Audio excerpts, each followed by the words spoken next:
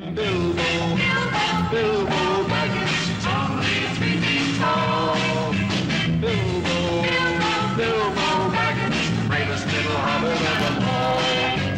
Hey guys, FilmCrazyAdam here. Alright, so I'm about to go see part 3 of The Hobbit. And if you can't tell by my face and the way I'm saying that, this is... Okay. As always, this is the part of the review where I'm letting you know what I'm thinking before I go into it. And... let's see. I hope I don't waffle like this later. But... I don't want to see... I don't want to say that I'm just going through the motions for this one. Because I'm... The trailer looks good. It looks like more of the same that we've been watching up to this point for The Hobbit. I'm just expecting more of the same. Not as serious as Lord of the Rings. More goofy. We're going to be a little bit more freeform with like physics and stuff and kind of ridiculous on that regard. See, I'm a little torn because I know that 2 years ago, for 2012, that was like, I think I put that as my #1. That was the #1 movie of the year. And the first part was, at the time, it was the best movie of the year. And I was just, it was very nostalgic because that was the first movie in 9 years where we're going back to Middle Earth. So it felt like going someplace familiar, seeing an old friend. At this point, though, I feel like they're dragging it out. They announced that it was going to be 2 movies, and I'm like, alright, I can see that. And then they turned around and announced that it was going to be 3 movies. That doesn't make any sense. Why would they do that? What? So, I'm seeing this partially an obligation of the fact that I liked the first one, not as much for the second one. And at this point, it's like, well, you gotta finish the trilogy. And you did like Lord of the Rings. And you know what? Those other 2 movies were not bad. And they weren't. The Hobbit and Desolation of Smaug, neither of them were bad movies. I'm not expecting this to be a bad movie. But, I don't know. Maybe I'm just jaded. Maybe I'm just worn out. Maybe it's just been a really long year.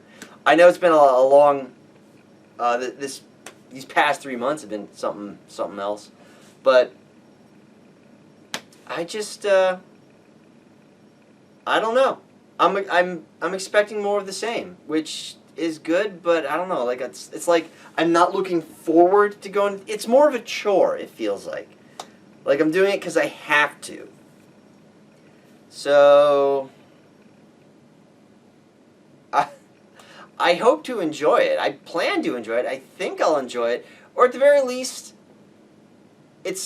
while it might be something that I feel I have to do, it's not begrudgingly so. Like, I'm going to see it. I think I'm going to like it, but it might be a one-time thing. In other words, like, I'll watch it, I'll enjoy it. I didn't feel like I wasted my time, but that's it. Done. Whereas I have the extended for all 3 Lord of the Rings, for Fellowship, Two Towers, and Return of the King. I have those, the extended version, and I can watch those repeatedly all the time. And if you haven't watched it with the commentary track, specifically the cast commentary, the cast commentary is great. At some point, usually Dominic, the guy who plays Merry, and even Elijah Wood and I'm forgetting their names, Sam, but like Sam, Frodo, Merry, and Pippin, like specifically the 4 hobbits. Whenever they're, because I think they had all the actors watch it and then they kind of cherry picked and combined it into a single commentary track. Because you can tell, even though there's like 9 actors talking, that they're not in the room at the same time. You know what? I'm going off on a tangent. I digress. But watch the cast commentary. It's great. They totally Pt3K that stuff at certain points. Especially Fellowship of the Ring when they go to, dang it, that town where they meet Strider. It's great. Anyway, I'm gonna go see this movie now. I'm gonna meet up with Otaku Jay, and we'll do a review after the fact. Like I said, I think I'll like what I see, but I think I'm a little tired at this point. I don't think they needed to drag it out this long, and I'm disappointed in that fact. So anyway, I'm gonna go see the movie. See you in a bit. Hey guys, FilmCrazyAdam here again with Otaku Jay. What's up, guys? We just came from seeing a Hobbit. Now, you guys have already seen my intro, my thoughts going into it, and my feelings of expectation. I'm curious what you were going into it. Mind you, he's already watched it twice. I just watched it for the first time with him, so you've already had some time to digest and mull it over. Yes, I have. Alright. And when I was first going into it, I really had no expectations. I was like, I've heard a lot of the gripes that some people have had about the series in general, but I was just going in expecting a good movie and a good action flick. I love the original trilogy. I've been loving this one so far. And for me, I wasn't disappointed. I got exactly what I expected. And after even mulling over, I still enjoyed it just as much the second time around as I did the first time. See, I agree. I got exactly what I expected too, but I'm a lot less excited about it than you. Okay. Now, here's one question I wanted to ask you: have you ever actually read the original Hobbit? Hell yeah. Okay, I wasn't sure. I assumed you did, but I wasn't sure whether you had. Dozens of times when I was a kid. God, when I was in second grade, first time the Rankin Bass animated Hobbit came on the Disney Channel, I was blown away by it, and my mom's like, "Oh yeah, that's a book." I'm like, "It's what? Yeah. Can you even do that? Is that possible?" See, I grew up with Lord of the Rings because my father was huge into the Hobbit growing up, and he got me into it. He got me into the original cartoon. No, sorry, not original cartoon, but like the additional ones, which I grew up on them, and I've loved every incarnation of it. The first time they tried to do a animated version of Lord of the Rings, done by Metro Gold, I believe. I believe so, yeah. It was the the kind of combination. Yeah, it was rotoscope. a combination rotoscope, which the first star was like, oh, this is really great, and then it just ended. I was like, okay, we want more, which we never unfortunately got. I still like the Rankin Bass. Alright, I'm going to come right out and say I like the Rankin Bass Hobbit more than the Peter Jackson Hobbit. Because they were able to tell the same story with better music and better singing parts than Peter Jackson, and not just Peter Jackson. Everyone has kind of fallen into this trap of, we're going to take one book and we're going to make it into 2, 3 books. We're just going to drag this out. And there are so many movies where it's become completely unnecessary. And this one, also one of them. Like, I think at most you could have done maybe 2 books. Maybe. Again, this is a movie that if you take the book itself is thinner than the Fellowship of the Ring. The book itself is actually 300 pages. Yeah. Still thinner than Fellowship of the Ring, which they were able to pull off in a single 3-hour movie, and then with extension, I think it was like 3 hours, 20 minutes. Somehow they took something smaller and stretched it out to like 6 hours, 6 or 7 hours, and into 3 different movies. The thing is, though, I understand why they did that.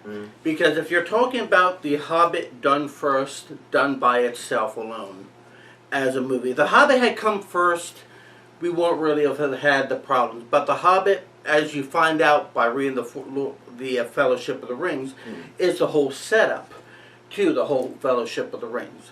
So, a lot of the stuff that came from The Hobbit, which was later filled in by Tolkien in like books like The Silmarillion, Unfinished Tales, a few other books which I can't remember off the top of my head, that told a lot of the backstories leading up to The Lord of the Rings, things that was going on behind the scenes with The Hobbit. A lot of stuff you actually see in here, with small exceptions, and that actually happened during the second movie, actually did happen in the book. There are scenes in this movie that actually did happen, but they weren't really told in The Hobbit itself.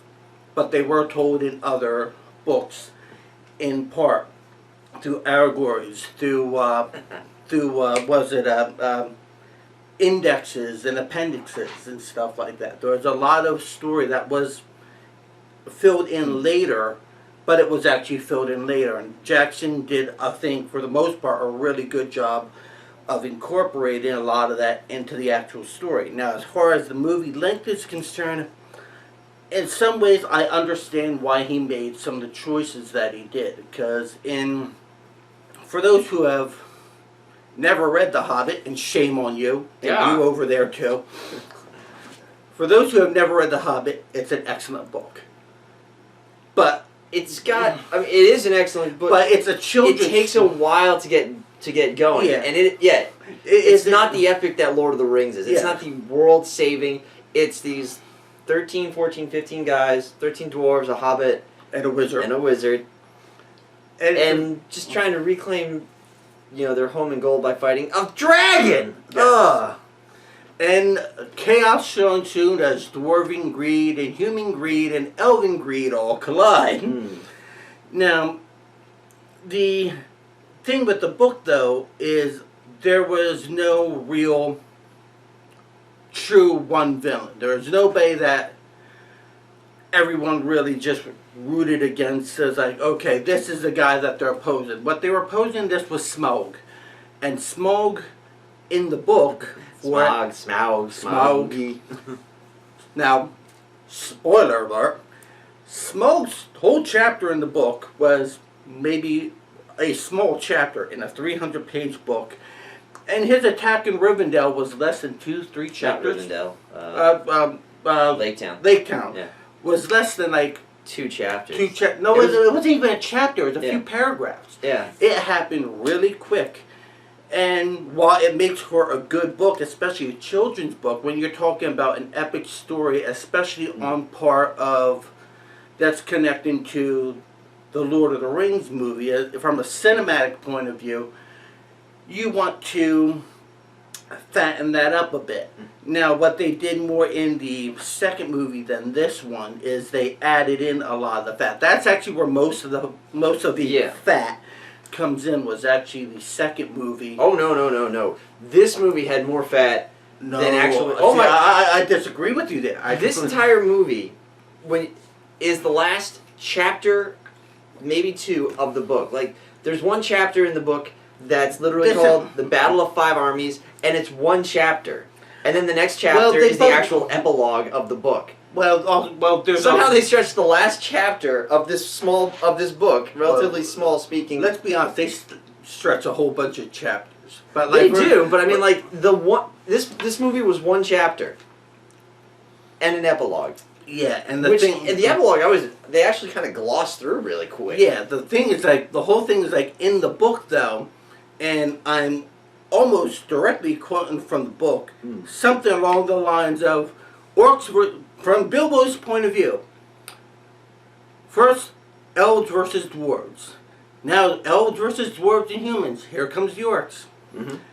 Suddenly it's eagles. Now it's a battle of the 5 armies. Puts on his ring, he said, peace, I'm out. No, he puts on the ring and he's like, alright, my head. Yeah, no, anyway, he actually did get hit in the head of the book. That was his excuse for coming back. No, I swear to you he did. See, I remember him not getting hit. He looks up and he sees the eagles, and then he gets hit from behind, and then he wakes up behind a rock. I remember him not even I remember actually going peace out, and with the one ring, and then coming back later saying he got hit on the head. Well, I mean, he did that in the movie. Well, and we're not going to fight about that because we don't have the time, nor do we have the book on hand. Yeah, no. But anyway, there's like a lot of stuff that like the short of it is like there's a lot of stuff that can work for the book, but you need to kind of bring it, expand it to add in some of that drama, especially from this great epic battle. It's called the Battle of the 5 Armies. And if they had glossed over this in the movie, like they had glossed over it in the book, it would have been very disappointing from a cinematic point of view. I mean, you're talking about battle, 5 armies, and if it took place like 15 minutes like it did in the book, people were like, what? Well, that's because you went out of your way and you called the third movie the Battle of 5 Armies. Well, even if it's not building to this Battle of 5 Armies. The entire story was building to this battle with Smaug. Yeah, it was, but even the battle... Which the dwarves didn't even do. Yeah, the dwarves were going to reclaim their... But even the Battle of Smaug was a very small portion of the book that ended up coming down to the whole Battle of the Five Armies, with these 5 conflicting ideas. Well, actually, 3 conflicting ideals came clashing together between dwarven greed, humans wanting what they're old, and elves just being spiteful bastards. And the elves are spiteful bastards. They are in the spiteful book. bastards. Yeah. Now, they made the elves much more affable in the book to some degree. He did take some liberties with some of the backstories of the characters, but there were a lot of the stuff that actually did happen in the book that was followed up in appendices later. Like, for those who haven't seen the movie, and now I am getting into spoiler time, so I'm going to count to 10. Give you a chance to turn down the volume. I'll give you a thumbs up when we're done if you don't want to hear the spoilers. What spoilers? I'm interested in this. All right. 1, 2, 3, 4, 5, 6. Oh, just 10. Now, for when Legolas and who's not in the book? No, when Legolas, who's not in the book but is actually in the appendices, he actually did go out and search for. For Aragorn, yeah, that's how. Not only for Aragorn, but also the other dwarven encampment. Yeah. He was actually scouting that out. They incorporated that from the appendices or from the other tales actually into the movie. So while he wasn't involved in the Hobbit itself, he was involved in a backside, which they actually incorporated him more up front in this movie. But he was basically a behind-the-scenes character during the whole war. Yeah. As actually, I believe Aragorn and Strider were actually in the appendices. Oh yeah, they were running all over the place. Who were actually together. But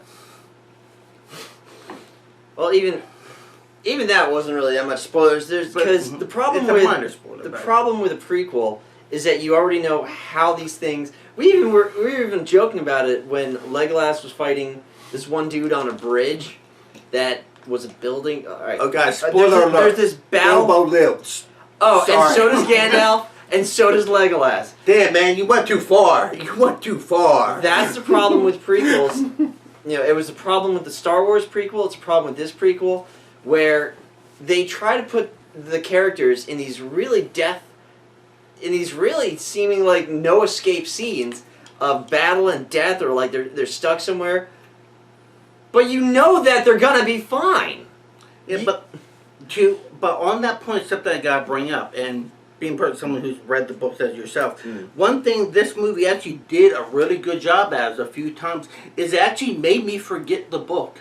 Briefly, but it made me forget how things are going to happen in the book. There's the one scene where the one confrontation with Thorin that the movie did a really good job of actually briefly make me forget what actually happens to some of these characters, because they did the scene so beautifully. And then the second half of that scene, I was like, oh, yep, that's how they're going to do it. Yeah. Like, this is how they're actually going to resolve it. But I had briefly forgotten, because they just build up the drama so beautifully that, like, you can really get sucked in, especially somebody who's seen it a second time. I was still able to get sucked in as, like, briefly forget what I remember from the books and just really enjoy the movie for, I believe, a masterpiece of what it is. I will say, it sounds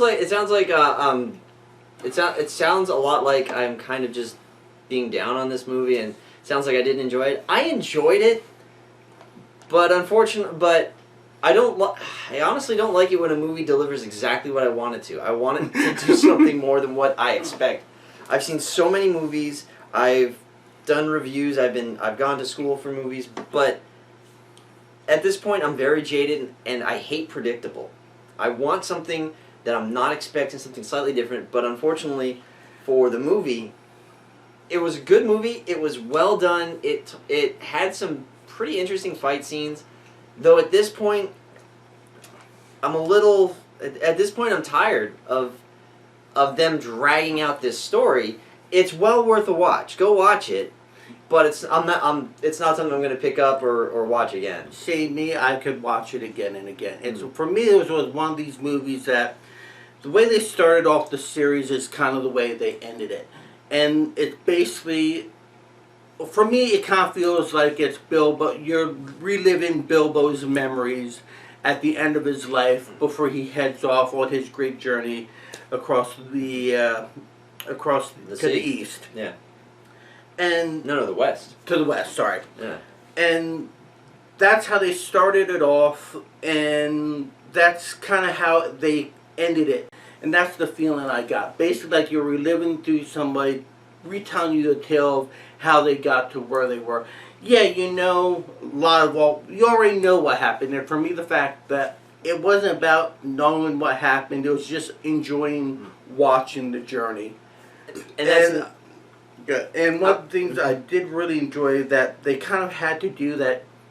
Tolkien is a master storyteller, but he is a very traditional storyteller in the ways of almost Nordic, where characters are very archetypical and yeah, a lot of characters are very one-dimensional, and if they change their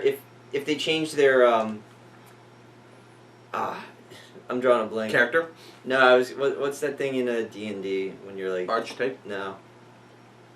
You're chaotic good. You're chaotic alignment. They change their alignment like that. Like suddenly, like in this movie, Thorin had this moment of inner reflection, and it really was. He started off this movie as being just this greedy MFer who like would not give a penny if he has literally a mountain of gold. Scrooge McDuck didn't have that much gold. But that's also very true to the original story too, and True. It's that whole thing. Well, my thing is like the instant turnaround, like the 180 turnaround, where it's just like, See, you know what? I'm a dick. I'm going to stop being that. I didn't really think it was an instant turnaround because it wasn't really at the beginning of this movie. You had actually seen it following some of the other movies. It's like Thorin had always had no. Not that. I mean, that was kind of Well, he was kind of overprotective. He was very dwarfish, and when he got his gold, then he became this miser, in a second. But the moment of clarity, where for some reason he's in a giant room with a golden floor. He has this where he's just hearing the last 10, 15 minutes of dialogue in his head again. See, and he for some reason sinks into the floor. It's all metaphorical, but like he realizes literal. he's being a dick, and literally in one second he's like, you know what? I'm going to stop doing that. It's quite literally self-reflection. This movie had, and the Hobbit trilogy in general, but this movie, I think more than the other, had a lot of, wait, what moments? One of them was the army, the army, the humans and the elves are about to lay siege. You really had a problem with that scene, didn't you? I actually did have a fair amount of problems with a fair amount of the scenes. But one of them is, the elves have lined up in front of the Lonely Mountain, and the humans are there too, and they're about to start fighting. And at this point, past that, the battle is in full rage between the humans, the elves, and the goblins. And then the army of dwarves show up, which is out of order from in the book. Not a problem though. And the dwarves outside and the dwarves inside are like, but where's Thorin? Thorin should be out there fighting. And at one point, he finally, like I said, he has that 180 turnaround scene in the Room of Gold, and he's like, we should fight. And somehow, I don't know why, but the presence of 13 more dwarves is the turning point in the battle. Yes, but it's not just 13. Suddenly, it's not just 13 more dwarves. It's the 13 more dwarves, one of them being your king. It's amazing what one person, one strong leader, can do to the morale of a troop. This is true military tactics. You can have one strong leader basically saying, we're coming in, yeah, we're not a lot, but sometimes it doesn't take that long just to boost the morale of everyone. And dwarves are very clannish. Well, if it was just the dwarves, I would roll with that. But also the humans and the elves are like, look, it's Thorin, let's go! Especially the humans. The elves, not so much. Yeah, but the humans did rally when they saw Thorin coming out. Yeah, too. well, you're also talking about Bowen, who was portrayed as who's the moral. He was actually the moral center of the conflict of three. Mm-hmm. He was basically a man who said, "We just want what we're owed." And Bard, sorry, not Bowen. That's another thing where he is made king, And there's a fair amount about him in the epilogue. He's kind of like before the battle ends, like we see him one more time and like that's it. Like we never hear. We don't know anything that happens to Lake Town or the humans. Within the books. What? Within the books? No, in the movie. Oh, in the movie, yeah. Like the battle ends and Bilbo and Gandalf like we gone. Well, he says goodbye, or he tries to. He says goodbye to the dwarves, and then they're whispers on the wind. Well, that's kind of the same way. It's like in I think they kind of close Bowen's story really well, and you get the Bard story. Why am I calling Bowen? I don't know. Bowen, because Gandalf referred to him as Bowman. No, the dragon referred to him as Bowman. Yes. You watched it twice, man. I just sue me. But regardless, I thought they wrapped up his story really easy with a look and a really brief thing. You got the impression the humans are alright because they were all they are actually blowing the horns in the Dwarven Citadel, which is one of the things I found kind of weird. So obviously they came to some sort of peace there, but like even like the books, there was a lot of stuff that was unanswered, really.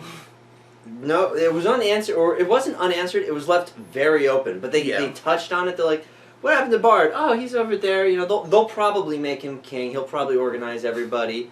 We don't know." Yeah, but they never end his story, but they kind of lead you in a direction like, "Oh, it'll be good." Yeah, well, it ended where for Bard said, "Why are you doing this?" Looked at his family. That I thought was more than needed. If they actually expanded on that, I think it would have actually taken away from that scene. That was I thought that was a perfect way to end him with his family, and that was one of the cool things about this movie is on almost every point, except for maybe one, it ended on the character points with their family of some sort or another. Yeah, they did do a good job of kind of everyone was with. Yeah, granted that was just the dwarves and.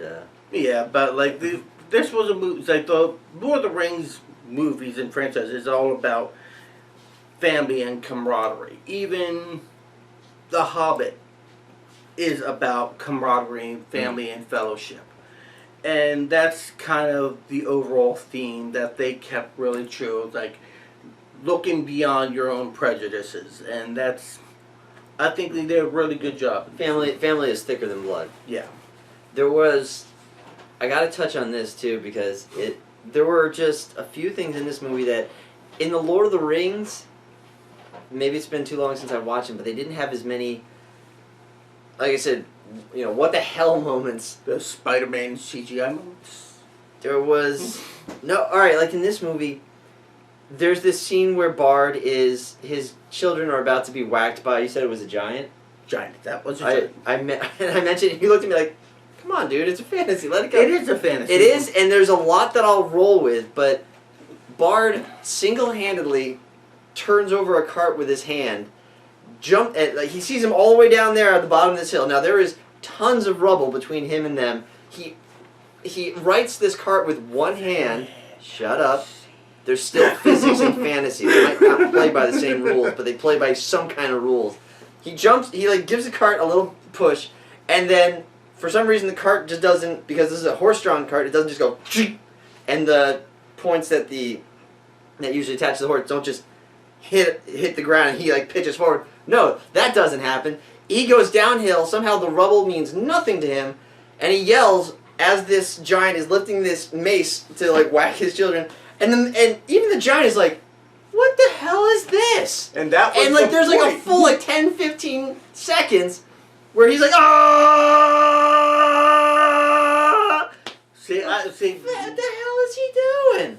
And then he like jumps on the, like, it was just kind of like those, wait, really? Are we doing this? Kind of, it was very cartoonish in a very serious situation. The thing is that that's not the first time they've had that cartoonish aspect. Oh, no. And that's been followed through in almost every scene, even from the first Hobbit, with having a bridge bounce down from rock to rock to rock, and a giant 400-pound goblin suddenly falling 3 stories on top of them. And most they get is an oof. I mean, but the fact is, there always has been a slight... The Hobbit was meant to be somewhat more tongue-in-cheek than the original Lord of the Rings. And I like the fact that they kept that fantasy element. It just looked cool. It was fun, and Which is why I'm not as big a fan of The Hobbit as I am of Lord of the Rings. Lord of the Rings, I could watch that, like you said, you could watch it a million times. Yeah. The Hobbit, like I said, all three of them were a good watch. Hell, I think I put, I don't know if part 2 was on my best of list last year, but I think I put part 1 was best movie. I put as the best movie of 2012.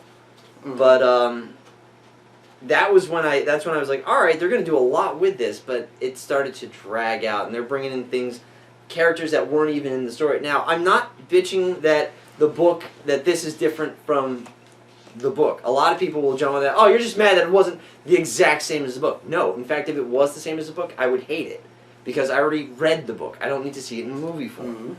However, there's certain things that like the book goes in a certain, like, if you're going to stay loyal to the book to a certain degree, certain things you have to keep in mind.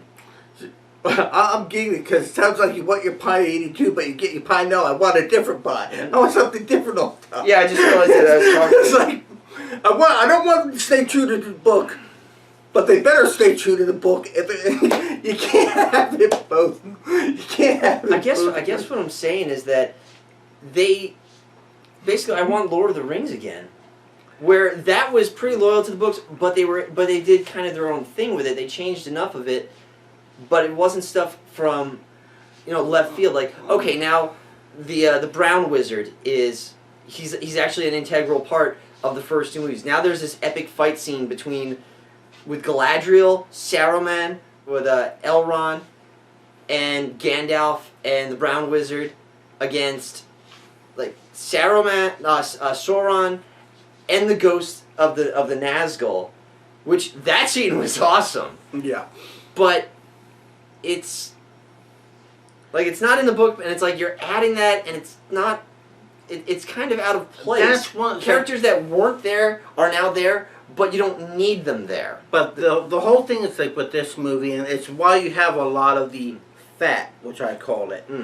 The reason why I say there's more fat in the second book than this book, because a lot of the stuff they had in this book dealt more with foreshadowing for the Lord of the Rings and foreshadowing. Sorry, Which I foreshadowing thought they did for good in the first the rise Hobbit. of Saruman. Saruman, Saruman, potato. Well, You got Saruman. You got Sauron, Saruman. It's pronounced anyway. Yeah.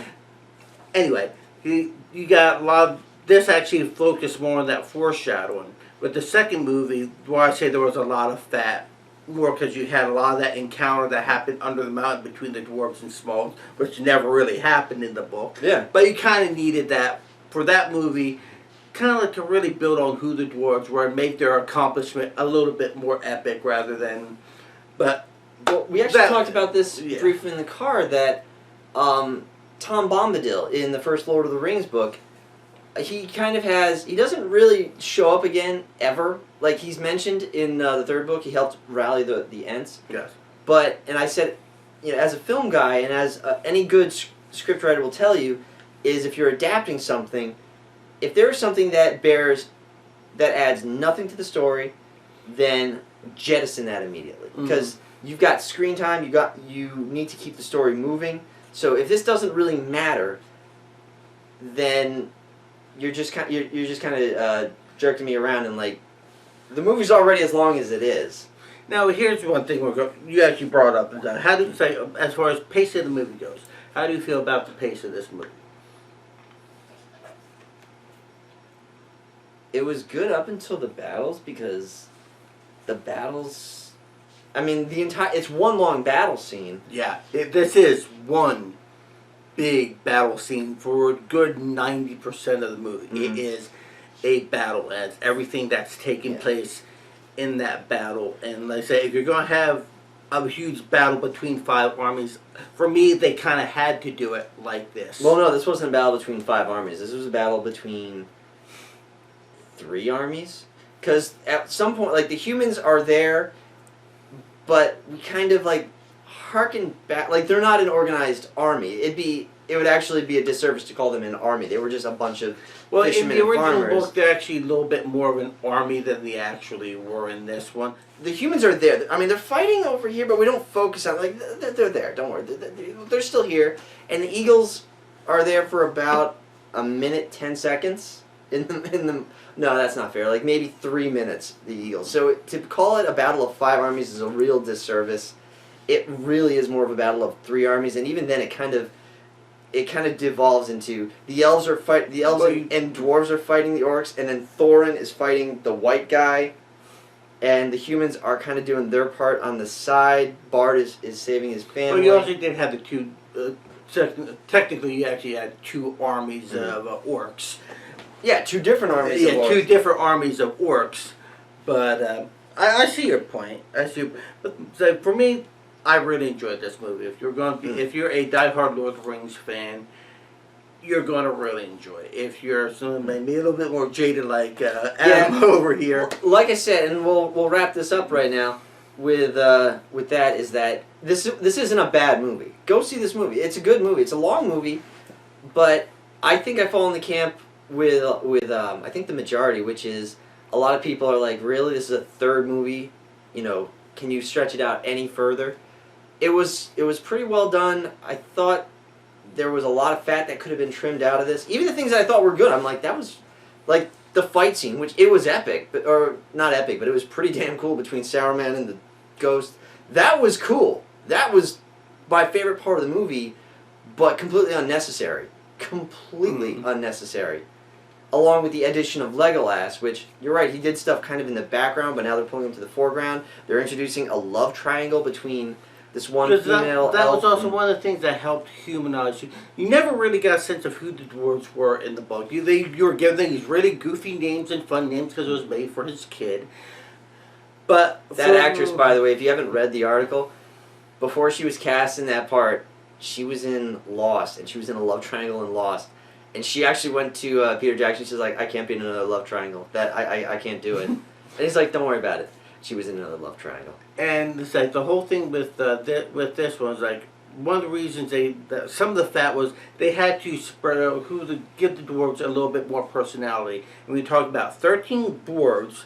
They're only able to really flesh out 2 or 3. 2, or not 3 yet. Like, yeah, the guy with the beard who always talks to Bilbo. Yeah. Thorin, and then the Keely, I think. Yeah, Keely. Keely, who was in the love triangle. You basically fleshed out a few of the dwarves to give them a little bit more human side to them. You asked the 2 brothers, actually, that were kind of glossed over. But, like, I don't mind that whole relationship between the 2 of them, because it kind of also leads to some of the foreshadowing to who Legolas ends up becoming. And one of my biggest complaints, I will say, honestly, that I did have about this movie is initially going into it, I was a little annoyed about how Legolas was portrayed in the movie. What do you mean? Because Legolas from the books had always been one of my favorite characters. Oh yeah, mine too. And after Aragorn. But Legolas in the books is actually not a wood elf. He's Sindarin. Yeah, that's another thing. Now he's a wood elf. Yeah, he was Sindarin. So Sindarins don't hold anywhere near the prejudice that wood elves have. So he's kind of a dick in these 2 movies. Yeah. Plus, so there's really nothing you can do to stop him from looking 10 years older than he did when he did Lord of the Rings. True. Unfortunately, Gandalf too. Yeah, but like the whole thing with Legolas, I didn't just like the way they turning him to wood elf changed his personality a lot, and really didn't lead into that sympathy and relationship that he ends up building with Gimli. Yeah. Which is like one of the things from the original. There's like one line from the original trilogy, when I say original trilogy, Lord of the Rings trilogy. There's the one line from the books that was one of the key points that really got set up the friendship between Legolas and Gimli, was when they entered the door to Moria. Moria. When they were entering Moria, and it's like the words were "speak, friend, and enter" in Elven on dwarven runes, and the line was quite simply Legolas going, "Ah, yes, those were better times." And Gimli replied, Was it him or Gimli that said that? It was actually, I believe it was Gimli that Yeah, said those were that. better times. Yeah. Oh, yes, those were better times. And like one of them answers, like, "Speak, friend, and enter," and one of them Speak, friend, and enter. That's it. and it was just a great exchange between them that really set up the foundation for their friendship throughout the rest of the trilogy. And when you are introduced to Legolas the first time in this book, he's a complete ass towards the dwarves. I mean, Yeah. he is a complete, Everybody. He is a complete ass. Even the girl that he's like betrothed to, he's kind of a prick to her too. Yeah, she was even more Legolas than he Yeah. was. But anyway, that's our review on that. Go check it out. It's definitely worth the watch. Like I said, it's not a bad movie. I'm just kind of jaded. I'm just kind of tired at this point. They stretch it out longer than they needed to, in my opinion. If you wanted to make it 2 movies, fine. 3 movies, come on, man. That's... And for my part, if you enjoyed the first 2 movies, you're going to really enjoy this one too. If you like basically go in and enjoy the ride, enjoy the story, Yeah. you're going to get a lot out of it. It is worth the ride. Like I said, it's worth the ride. It's worth the price of admission. I'm not going to pick it up, but go see it. Check it out. It is a good movie. Anyway, talk to you later. Take care, all. Yeah. All right, guys. Film Crazy Adam still here with you. I just wanted to add kind of an appendix to the review so far. Driving home from Otaku Jay's house, I was able to kind of mull over the movie a little bit more, kind of organize my thoughts a little bit better, and put a finer point on what I was trying to explain when I was saying about the adaptation of the book to film form, that you got to keep the story, but I don't want it to be the exact story. You got to make it your own. What I was trying to, what I wasn't doing as well of a job as I wanted to explain was that when you adapt something from a script, like I said, a good script writer will look at a book or a comic book or a video game, and if something doesn't matter in that script, in that original work, you're gonna throw it away. You're just gonna cut it out as if it never happened. And the way you do that is basically, if I cut this one character out, or if I cut out this one scene, or if I cut out this one location, doesn't matter. Is anyone gonna notice? If anyone who hasn't read it, are they going to realize what happened? Then yeah, get rid of it. It's just fat that you're trimming. You know, if you can cut out a character and nothing happens, but then on the flip side though, if you cut out the character and then later on, you know, wait, why does this guy have this person's phone number? Or how did he get that phone number? Or how does he know how to meet this person there? Or where did he get that pocket watch? And the movie never answers that. Well, it might be because you cut something out that actually you kind of needed to establish that information or that object or that character. But in this movie, and in all 3 of the Hobbit movies, but I think really badly in the second one and a bit in the third one, they added so much fat that was unnecessary. And that's my biggest complaint, is that so much unnecessary stuff was added. And so they then drug out this story into 3 whole movies. And I think I said it, you know, the last movie, 90% of that, it's a fight scene. It's a battle. It's the world's longest fight scene on film. It's an over 2-hour fight scene, which that's remarkable. But I can't justify that as a movie. Just like I don't know how they justified Breaking Dawn Part 1. I don't know how they justified breaking that into 2 books either, because the 90% of that first movie is a wedding. Like it's like they almost shot it in real time. How do you justify that as a whole movie? Just like how do you justify a fight scene as a whole movie when you pad it so much? For example, things that they added that made no sense and had no bearing on anything. The sniveling, despicable bastard of, I don't even remember. He was like the mayor's secretary or something, and during the attack of Smaug on Lake Town, the mayor kicks him out of the boat, and for the rest of the movie, he is this just despicable little S. He is so obnoxious. You want him dead. He's just so, he's just so sniveling and revolting, and has no sense of shame and no sense of chivalry and like just no sense of obligation. He's only looking out for number one and literally screw everyone else. Like, I've never seen it better depicted on film. But the thing is, that added nothing to the film. So you have this bastard on screen who, is willing to sell out everybody for like a quarter. But it's not really adding anything to it. In fact, if anything, it's hurting the movie. Because Tolkien, when he wrote these stories, he wanted to show, one of the things he wanted to really show is the strength of man. Well, the strength of the human spirit, that no matter what the odds, no matter what is put up against us, we can, if we rally together and if we think this through and if we do the smart thing, we can beat it.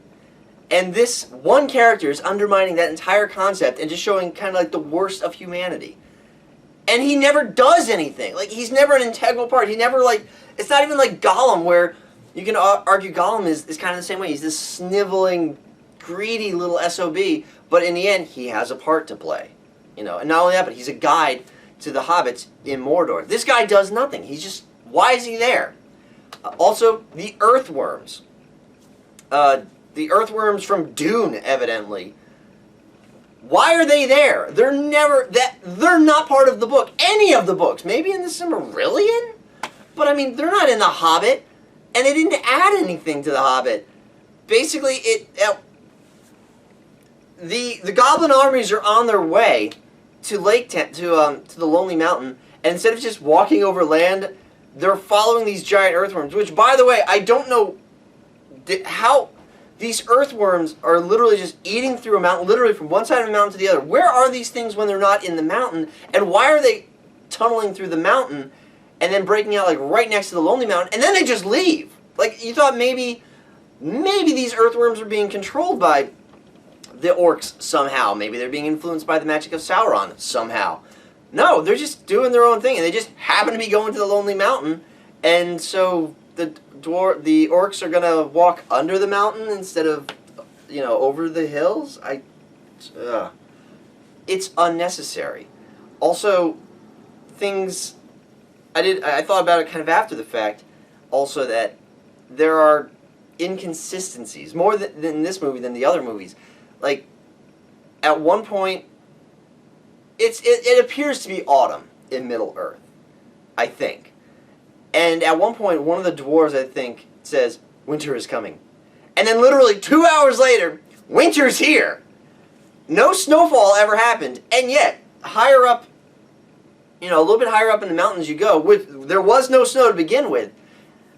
There's now snow. Not only that, but there's a frozen lake bed that Thorin fights the white orc on. And this frozen lake bed, which is just slightly higher up from the front of the Lonely Mountain, where there's a running stream.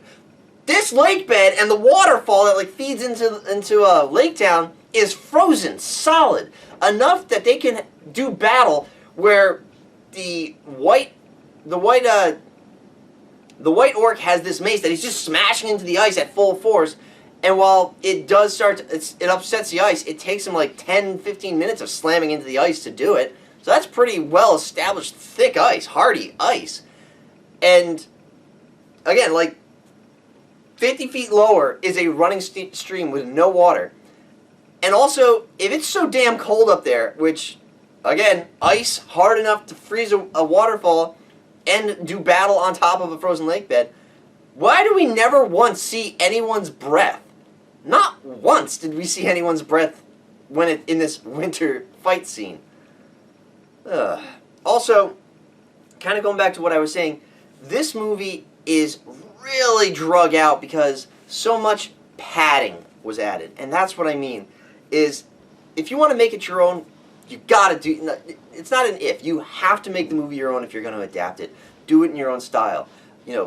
A good example would be the Spider-Man movies. There's two different Spider-Man franchise movies right now, and they're both done in very different styles. I mean, they're very noticeable. You know, this one, he has organic webbing, and he's not in high school anymore. He graduates and goes into college, and he's, you know, living with he's living with his friend Harry. In this one, he's still in high school, and he's mechanical, and he's a lot smarter. Like, this Peter Parker, the Andrew Garfield one, is a lot more of a smart guy. He actually does have brains, as opposed to the Tobey Maguire one, where Peter Parker is supposed to be a smart guy. He's a nerd. You know, he invented web slingers and webbing. He's a smart guy. Tobey Maguire one, they never really focus on it. If anything, he's kind of an everyday guy. He's actually more of a loser. He doesn't really have any special talents. Andrew Garfield, at least, he's smart, and he's got a little pep to him. So, different adaptations, different ideas of how to do it, completely, noticeably different. Same thing, completely different. But with this, there's a lot of stuff where it wasn't an adaptation. It's like, I'm telling you, I'm going right from the book and doing like word from word or description by description. So that's what I mean. Like, it was totally the book. You really didn't put too much of a spin on this. That's except for the action scenes, and the action scenes were, like I said, kind of goofy. And I know a lot of people are going to say that, well, it's because The Hobbit was made more for kids. It's like, all right, fair enough. In the fact that it's got to be goofier in tone, but you're starting to change the laws of physics, which we established in The Lord of the Ring. Like, we know how the world works, and now it's working kind of a little bit different, a little bit contrary to that, in the sense that things are no longer behaving the way they are. Like I said, physics are no longer behaving. In The Lord of the Rings, and people are going to say I'm nitpicking, and maybe I am, but I'm just putting that out there that before, physics worked basically the way they do here, except where elves are concerned. Now, elves are kind of the wild card of Middle-earth. I mean, but they established even the physics of the elves. The elves have ridiculous vision. They can aim arrows. They got ridiculous precision. In Fellowship of the Ring, there's that scene where, right before they enter Moria, and they're walking on that mountain, and there's snow on the mountain, and everyone is like chest deep in snow, and then here's Legolas just walking along the surface of the snow. We established that the elves are, they don't care. They're Wile E. Coyote in Middle-earth. They don't care what physics are. They do what they want. Everyone else, though, has to obey the laws of physics. Gravity still works. Wheels still turn. Getting smashed in the face will knock your ass out. Like I said, that scene with Bard, where single-handedly he just upturns a cart and then jumps in it and then rolls downhill where it should have just face planted him, and there's a ton of rubble, like a metric ton of rubble between him and his kids, and somehow it works. Kind of going back to the padding, there's a lot of stuff that was just unnecessary in this movie. That fight scene, my favorite part of the Battle of Five Armies, that fight between Saruman, Elrond, and Galadriel, and the evil forces of Sauron. That was awesome! That was fantastic, and had no place in that movie. And that never did happen, ever in the book. That was just something that they added. I mean, as badass as it was, had no place whatsoever in that book. I mean, in that movie. And so, while cool, it was unnecessary. The same thing with the White Orc. That was never in the... I think he's mentioned in the Silmarillion, but that was never part of The Hobbit, ever. And so they added this artificial enemy for Thorin, and it added nothing to the movie. Like, they wanted you to really focus on this grudge match between the White Orc and Thorin. Like, this was, David and Goliath. This was, I can't think of anything else at this point. But, like, this was a grudge match. Like, these two are going to square off, and they're going to just beat the ever-living S out of each other.